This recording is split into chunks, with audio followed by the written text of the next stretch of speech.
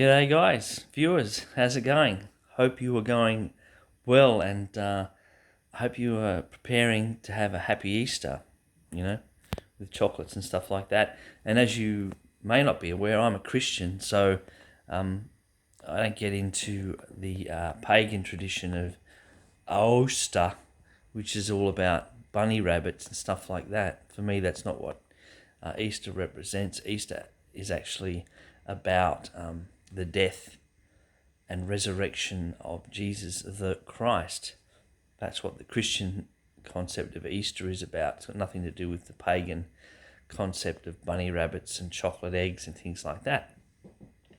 Anyhow, putting that aside for a moment, the reason that I wanted to speak to you guys this evening was actually something that happened to me today. I was down at my local laundromat because I had some clothes that needed washing. Silly me, I forgot to actually put them in the washing machines where I work, because we've got a coin-operated laundry where I'm working, and on my breaks I can obviously take my clothes there and wash and dry them. But I didn't do that the other night. I forgot, totally forgot, slipped my mind. So when I got home, the washing was still in the back of my car in the basket. So I thought, okay, gosh, I've got to find a local laundromat. And the one that I used to use closed down. It was like an Asian laundromat. They were really good. They used to take the washing in. You'd drop off your basket of laundry and you'd say to the guy, wash and dry, whatever, fold it and stuff. And that's how it would be done. You'd leave it with them. They'd send you a text message, say it was ready. You'd go over and pick it up and pay your money, and they would have washed, dried, folded it, and packed it all back away nice and neatly into your laundry basket. Beautiful. It was a really good local service, but COVID. I don't know what happened. He said he had a couple of contracts doing, work clothes and stuff like that, but obviously it didn't work out in the end. They closed down. Disappointing. So, I ended up back at a local self-serve laundromat in my local area. Was there today, drove down, found parking relatively close by, walked in. It's a pretty rough area actually, downtown where I live. I didn't realise how kind of tough and rough it is in this community, but you can see it because the window of the laundromat was smashed, and all taped up and stuff. And I thought, oh, okay, far out. A lot of aggro going on, in that community. It's kind of the main street, as I grew up saying or learning Australian colloquialism, we would call it the main drag. Drag is kind of short for drag strip. It's probably an Americanism actually when you think about it. Like the idea of drag racing may be something that comes out of an American culture more than an Australian culture. But certainly in Western Sydney, where I live, V8 muscle cars, what they call street hoons or drag racing and stuff like that. Fairly common sort of attitude around here. We've got Eastern Creek just down the road, which is a motor racing circuit in Australia, one of the big ones. So anyhow, here I am down at my local laundromat, and I've never been there before actually, so I didn't know how the place operated. I went in. They got sort of a range of different machines, washing machines ranging from small to what they call super large, which is interesting. Small machine up to a super large machine. Different prices, up on a board, the big board, and on one side, and then on the opposite side of the laundromat, you've got all your drying machines. Same deal, small to large or larger. And I didn't realise that they weren't sort of credit card, tap card operated like the ones where I'm working, where you just basically use your credit card and tap it. Simple. This is one of these laundromats where you've got a card you've got to purchase, like their own sort of in-house plastic, one of those kind of things. You've got to purchase their own in-house plastic card, and then you've got to add credit to it and top it up, and ridiculous machine they've got there where you've got to actually, like select new card, because you've got to purchase the plastic card to start off with, their own in-house plastic card from a machine that dispenses them. You have to buy the card, you have to add credit to it, and it's only allows $10 increments. You can't have $5 or even I think maybe you could do $1 increments. But it's mainly like $10 increments. So he felt like he couldn't get out of it without having like a $10 or $20 credit on your card, locked into a deal sort of thing. And one of the things I failed to realise is that once you've new card and then you've selected how much credit you want on it, you've then got this button in the middle of the panel which says enter, ENTER, like on a computer keyboard, enter. And I didn't even sort of notice that button, and here I am saying, okay, I've selected new card, I've entered how much credit I want, why can't I now just tap and pay or insert card and pay? And no, it's not accepting that. And I'm starting to sort of curse and stuff, thinking, what is wrong with this? I've tried it a few times, nothing's working. I'm tapping it, nothing's working. And some lady kindly, who's sitting there in the bench seats out the front near the machines, kindly got up and said, oh, you've got to press this silver button there on the panel that says enter. You're joking, right? Why do you need a button that says enter? Like enter on a keyboard, a computer keyboard. Why do you need that? That's random. You've got to press the button that says enter. Oh, really? Okay, fair enough. Enter. So select new card, press multiples of 10 or multiples of $1 to add credit, and then enter. It's a separate button, enter. And then you can tap your card or insert. Oh, gee, what a process, and the buttons are arranged randomly on this big panel in front of you, it's a button here, button there, button over there. So finally, with the help of somebody who was in the laundromat, I worked out how to purchase a card.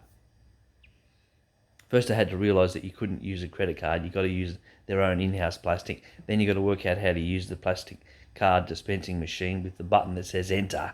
You've got to press. And it's ridiculous. But anyhow, got there eventually. Got my plastic card. Here I go. Threw all my stuff into the laundry machine. Worked out that you had to add the powder to the top. You don't just throw it in. You could have thrown it in, I guess. But it's actually arrows saying you can add powder here, add liquid there, at the top of the machine, So I added my laundry powder, put my stuff in, closed the door, tapped the key card, waited for it to say, press the button to start, pressed it to start, and away it went, Beautiful. Okay, I'm away. Whatever it is, 60-minute, 90-minute cycle. So I thought, okay. Cars parked out the front, no problem. So I went and sat down. There were some other guys there that I've been chatting to before that helped me with the, getting the plastic card out of the machine, as I explained before.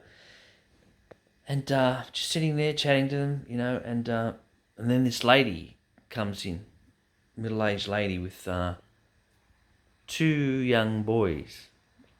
She comes in like a whirlwind, and these young kids are like maybe 8 and 10 or 8 and 12, something like that. Kind of reminded me of when I was a young kid, with my mum and my brother. I was the youngest son, and my brother was the eldest son, and there was obviously our mum. So it was just exactly like my family dynamic when I was a kid, I don't know whether she was a single mum. Maybe she was, maybe she wasn't.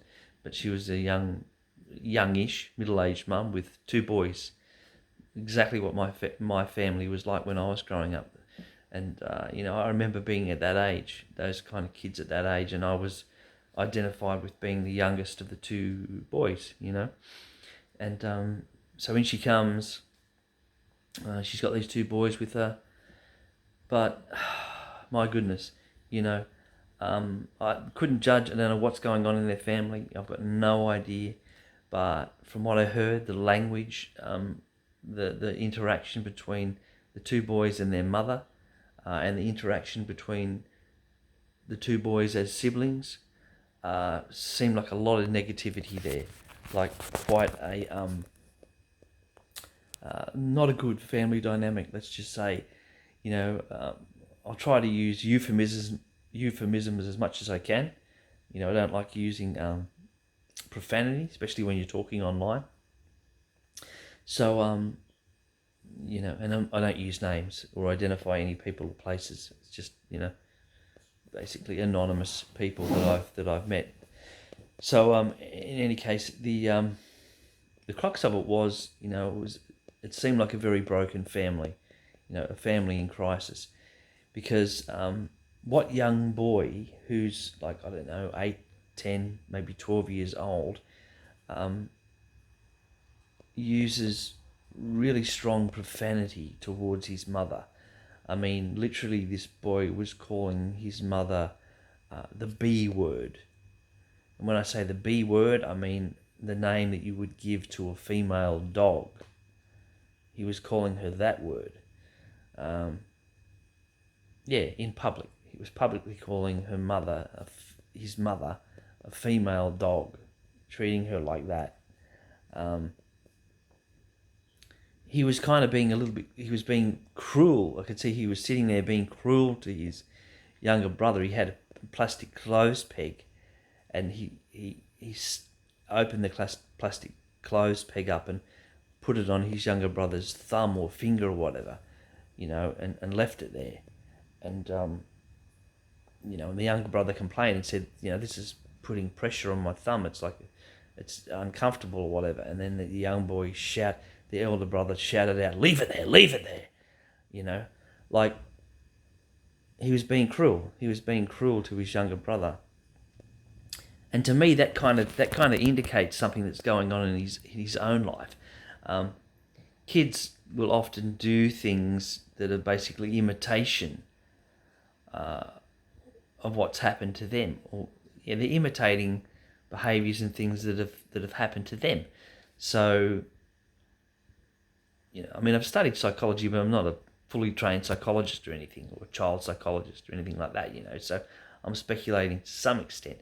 But to my mind, from the education and training and observation and personal experience that I've had, what this boy was doing to his brother was basically doing to his brother what in essence had been done to him as a child within a family. So to my mind, this boy felt like he'd been treated in a way that had made him felt uncomfortable, put him in a painful, uncomfortable situation. Like, for example, I could imagine, you know, with something like clothing or whatever. You know, when I grew up,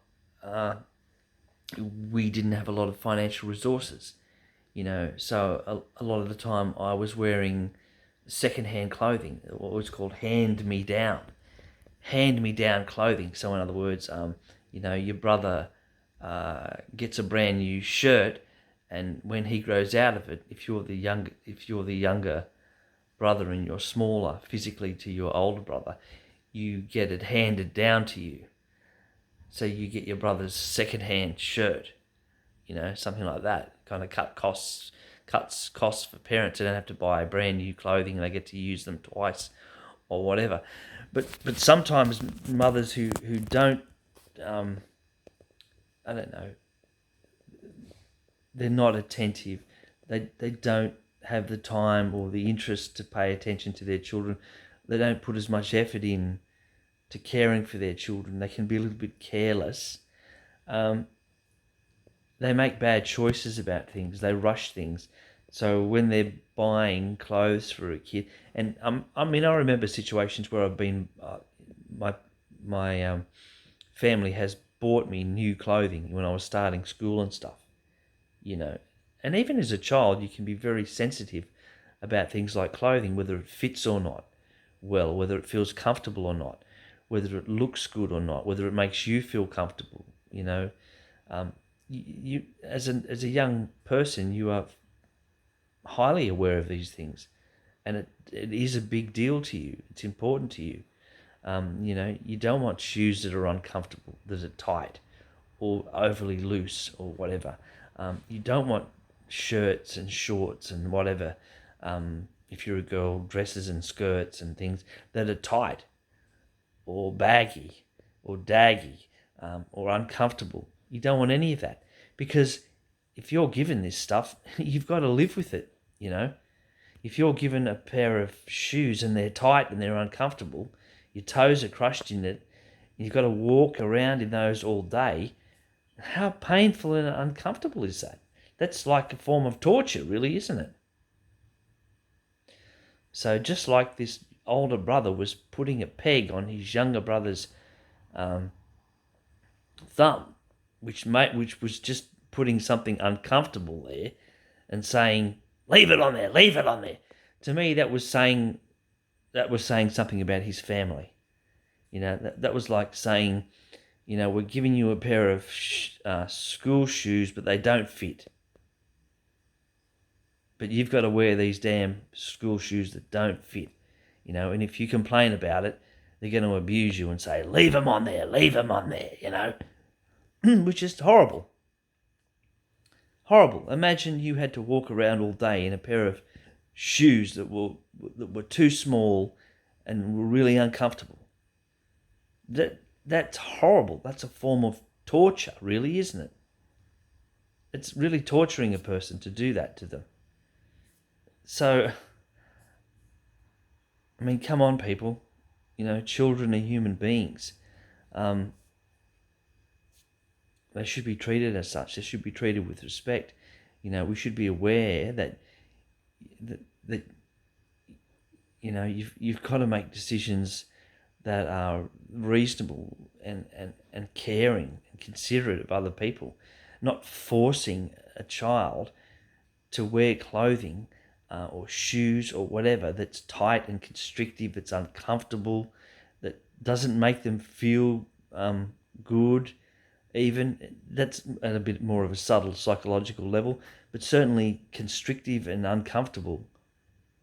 It's dreadful, because you've got to wear that all day, and it can be very painful, and that's a very unnecessary thing for a child to have to endure. Seriously, it is. Imagine if somebody was forcing you to wear uncomfortable shoes all day in your job as you are now. There is no way on earth you're going to put up with that, are you? Seriously, you're not going to put up with that. That's ridiculous and unrealistic, an unreasonable thing to do. So it should be the same for children. They have rights, human rights. You can't abuse them. You shouldn't be abusing them.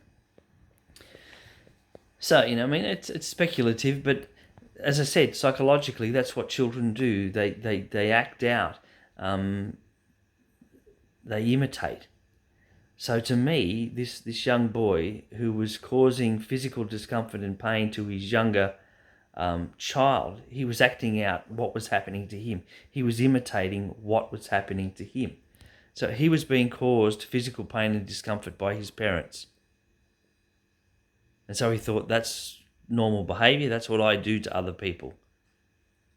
I cause physical pain and discomfort to other people. That's what I do because that's what they're teaching me to do. You get it? It's that simple.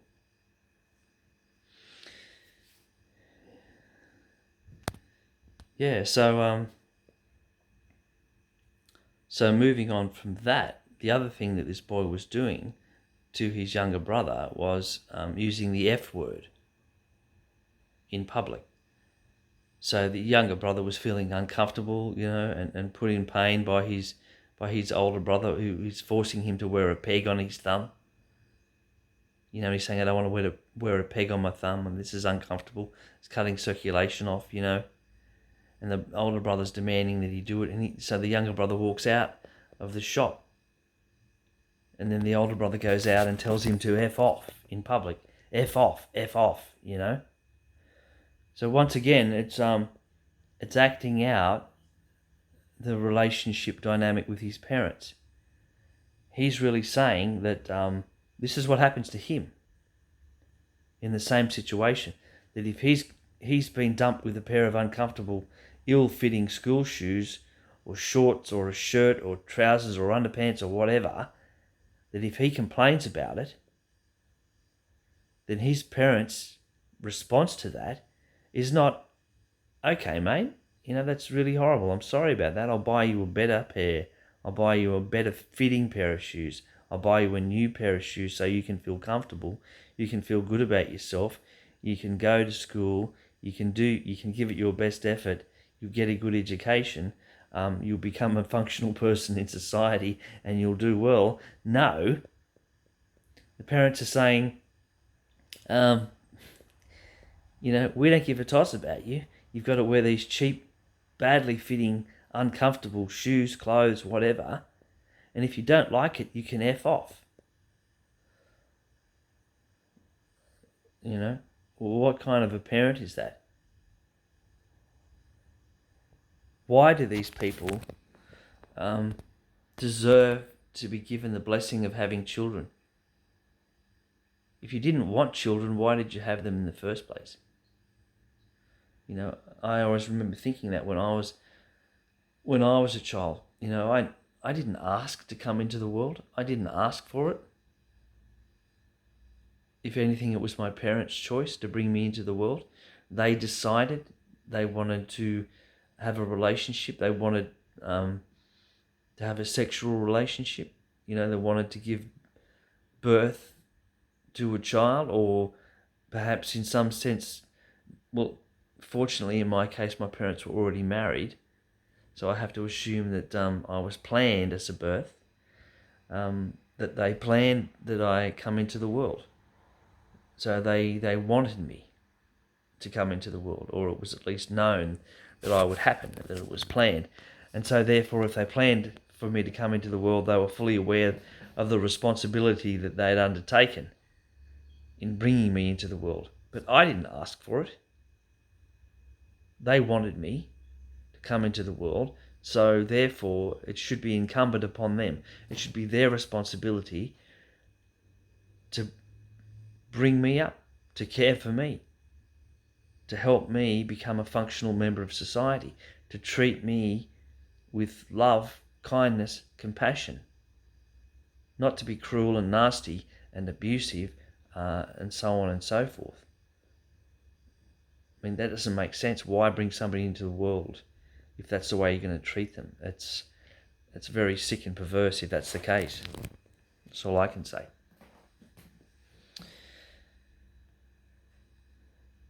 So, here we are.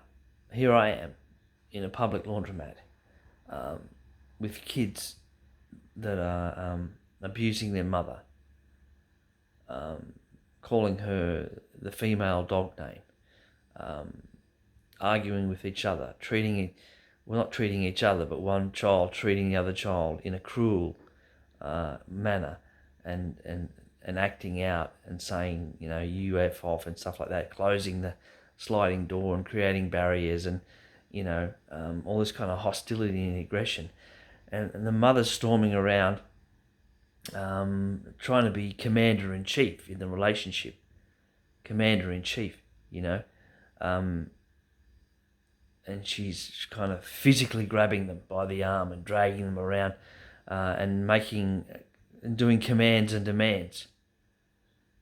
Do this, do that, play with these toys, commands and demands. Like a commander-in-chief of an army or something like that. Okay, far out. I'm a young child and I'm born into a family. Was I born into like a military institution where I've got a commander-in-chief? Or have I got parents that actually love and care for me? I mean, you've got to decide. What would you prefer if you were a child in a family? Do you want to feel like your parents are your commanders and chiefs? They command and demand you to do things? Does that make you feel like they care about you, they love you at all? I don't think it does. Honestly don't think it does. I think that's like an authoritative relationship where they don't really give a toss about you. Um, in that sense, they're, I don't know, it's hard to explain. They're like commanders over you, authoritative figures over you. They want to push you around, bully you, type of thing. Yeah, it's unjustified, I would say, unjustified. Um, God doesn't say anything about, treating children as though they're, subordinates in a military hierarchy or a chain of command. It doesn't say that. A family dynamic shouldn't be like that. It's not a military hierarchy or chain of command where you're the boss or something, or you're the commander in chief, and your children are like subordinate ranks that you boss them around and command them and demand that they do things. It shouldn't be like that. That's not a loving and caring family dynamic. It's not. Not even if you come from that background. I mean, not even if your parents are like military people, they wouldn't do that to you. They wouldn't do that to you. They wouldn't treat you like you're a soldier in their army. If you're a member of their family, you're not a soldier in their army. It's ridiculous. Okay, to be commanding and demanding things out of a child. Why? What's the justification for that? There's none, really, that I can see. So I don't think parents should be commanding and demanding that children do things. I think they should be asking them, suggesting, helping them, guiding them, Anyhow, that's just my own personal viewpoint on it. So here's this mother commanding and demanding. The children obviously rebelling.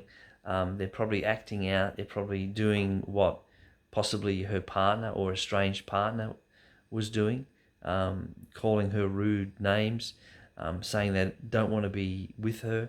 They don't want to be a member of her family. The eldest boy said that. I don't want to be a member of this family. I mean, wow, at 8 or 10 years old to say that, I remember saying that in my family, but that didn't happen until virtually I was an adult. Probably felt like that on a number of occasions. I felt like I didn't want to be a member of the families that I was involved with because they were so dysfunctional. I honestly felt that I didn't want to be a member of them, and I felt like I wanted to run away from home, actually, on a couple of occasions, at least one occasion I can remember, but I just ended up halfway down the street sitting in the gutter and thinking, what am I going to do? Where can I turn to? I guess maybe in some sense I found God, I found God in those moments. Fortunately, I didn't live in an area where there was too many creeps hanging around that they could prey on me or something. It was fairly remote and isolated country area, so if you're a kid sitting in the gutter in a country street in a country town, early hours of the morning, late at night, chances are nobody will ever notice that you're there. But if you're in some sort of city location where it's busy and there's creeps hanging around, goodness knows what could happen to you. But that's another story. Yeah, but anyhow, so crazy family dynamic going on here in this laundromat, this public laundromat, and the screaming and the yelling, the dragging around and the commanding and the demanding, and the kids torturing, the oldest kid torturing his brother and stuff, and abusing him and telling him to F off. It was unbelievable, it's a public display of it, in a public place.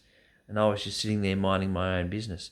And at one point, the mother looked at me as she came into the laundromat. I was sitting on a bench seat, in the entranceway, waiting for my washing to cycle through. And she looked at me and said, "You could have said something. You could have said something." She looked at me, the eyes and that. "You could have said something." What? What's it got to do with me? What did it have to do with me? Nothing. I'm a bystander. And seriously, do you think if I had said something, for a start, and I don't mind if you comment on this, what could I have said? What should I have said in that situation? where her children are calling her the female dog word, where the oldest son is torturing the youngest son, telling him to F off, where they're being physically kind of not manhandled, but woman-handled, if that's a word, around inside this public space and commanded and demanded to do things or not do things. It's a shouting kind of loud, it's loud and it's obnoxious and it's offensive and stuff. What could I or should I have said to this mother with her 2 children? You've got to be kidding me, right? What could I or would I have been able to say that she would not hurl abuse at me for having said? It's pretty obvious, isn't it? If I had have said anything,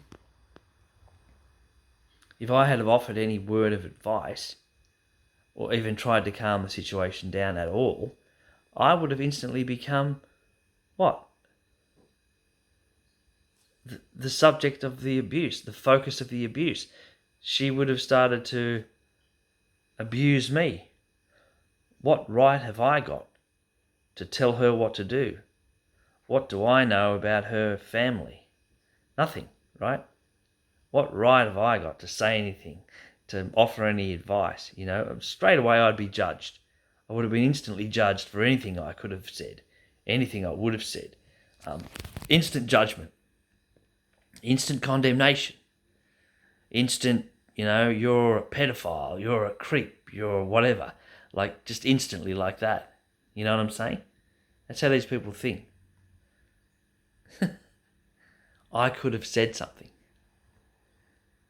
There's nothing I could have said, believe me, that would not have been judged, would not have been criticised, where I would not have been abused for having said something in this situation.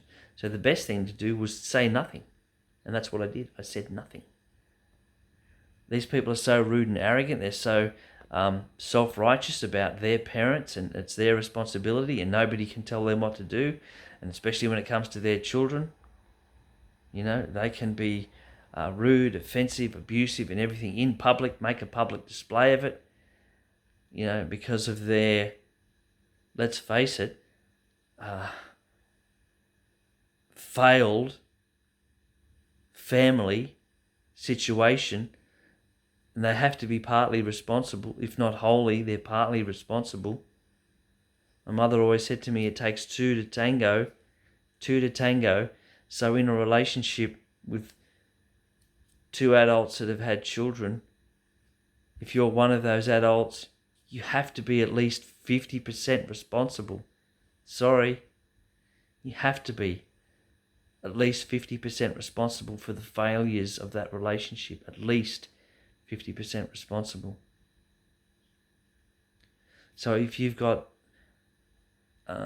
children that are abusing you in public, you can't control them. You've got to be responsible at least 50% at some level. And don't start giving me excuses, Oh, they've got HDAD, or whatever, or some BS that you've read about in some pop psychology thing. You're making excuses, let's face it. If that's the case, you're making excuses.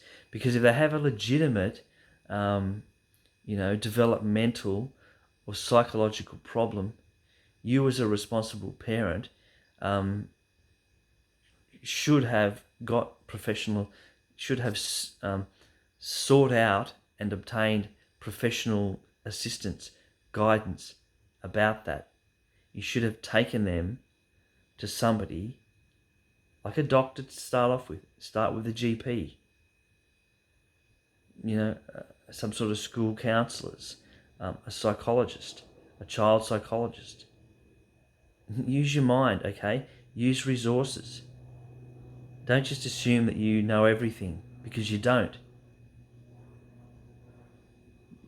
Children are complex human beings, as complex as adults are. They can have issues, underlying issues, health issues, psychological health issues, sociological issues that they're going through with friends and stuff like that, that you're just not in that loop. You're not aware of it. You need help. Admit that you, at some level, in the raising of your children and your family, are going to need professional help. So get professional help. Okay, don't just become irresponsible with that aspect. Get professional help where it's required. If you can't handle it, if you can't work it out, if you don't know what's going on, that's a red flag that says, what does it say? You need professional help, okay? You need professional help. That's what it says. So get professional help, okay? So if these children have a legitimate issue, if you want to come up with some BS stuff like ADHD or whatever, all that stuff that's out there, that's really an excuse for parents who are not doing what they're supposed to be doing, who don't care for their children, who don't look after them properly, who are in dysfunctional, toxic, bitter relationships. And they've suddenly realized that this has a big side effect because their children are now acting out and behaving in an inappropriate way publicly. And they're mirroring the behavior that they see in the family they live in. It's not ADHD. It's not some BS thing that you can say that these kids have got. What it is a dysfunctional family. It's a failure of the family dynamic. It's something wrong. It's a toxic relationship, and it rubs off on the children. And they start becoming like their parents. And they're putting that shit in your face. It's like a mirror being held up to you. Your children become like a mirror that's held to you. Be aware of that. That's one of the most potent things you're probably going to get out of this video. Your children will be a mirror that's held up to you. This is who you are. Look at me, who I am, how I handle the world. This is who you are. If you don't like what you see in the mirror, you need to change it. You need to change it. If you can't do it within yourself, get help. Get somebody to help you change it. Professional help, whatever it is. But get help, okay? Change it. Don't just keep repeating it. Don't just keep going on with these public displays, toxic public displays of violence and stuff, and making some random kind of plea for help to some random stranger and saying, you could have said something, I could have said something. Who am I to say something? I'm not your counsellor. I'm not the child's teacher. I'm